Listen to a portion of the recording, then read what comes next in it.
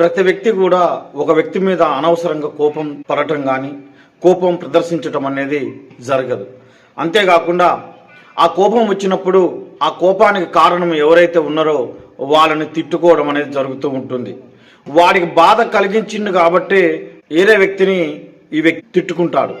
అంతేగాని ఎవరు కూడా అనవసరంగా ఇంకొక వ్యక్తిని తిట్టడం అనేది జరగదు. ఇలాంటి సందర్భంలో వాడి కోపం వచ్చి వాడు తిట్టుకుంటున్నప్పుడు పక్కన ఎవరైనా వింటే ఎవరినైతే తిడుతున్నాడో వాడి దగ్గరికి పోయి, అరే వాడు చూడని నిన్ను ఇట్లా తిడుతున్నారా, వాడు చూడని నిన్ను ఇట్లా అంటున్నారా, చాలా ఇన్సల్ట్ చేసినట్టు మాట్లాడుతున్నావు, నాకు చాలా భలే బాధ అనిపించిందిరా, ఇక నాకు వినలేక నేను వచ్చి నీకు చెప్తున్నాను రా అనే పద్ధతుల్లో చెప్తాడు. అట్లా చెప్పడం వల్ల ఏమవుతుందంటే వీళ్ళిద్దరూ దోస్తులు కాబట్టే కదా ఈ వ్యక్తి అంటే తిట్టే వ్యక్తికి ఎవరినైతే తిడుతున్నాడో వాడు ఏదో రకంగా వీడిని బాధ పెడితేనో లేకపోతే ఏదో రకంగా వీడిని నష్టపెడుతున్నో ఏదో రకంగా వీడిని ఇబ్బందుల పాలు చేసినప్పుడు మాత్రమే ఆ వ్యక్తి తిట్టుకుంటాడు. అలాంటప్పుడు ఎవరైనా సరే వాడేదో వీడినేదో చేసిండ్రా అందుకని వాడు తిట్టుకుంటున్నాడు లేకపోతే ఎందుకు తిట్టుకుంటారా అని ఆలోచించి దాన్ని వదిలేయాలి అక్కడితోటి. కానీ నేడు సమాజంలో అలా లేరు.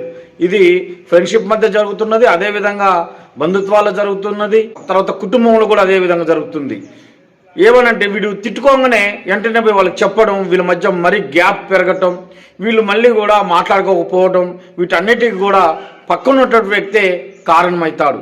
ఎవరికైనా ఒక వ్యక్తి మీద కోపం అనిపించినప్పుడు వాడు తిట్టుకుంటాడు, వాడిని ఏదో నానా రకాలుగా మాట్లాడతాడు. కానీ ఆ కోపం చల్లారిన తర్వాత ఆ వ్యక్తితోటి మళ్ళీ వీడు కలిసిపోతాడు. టాపిక్ నచ్చితే ఫాలో చేయండి.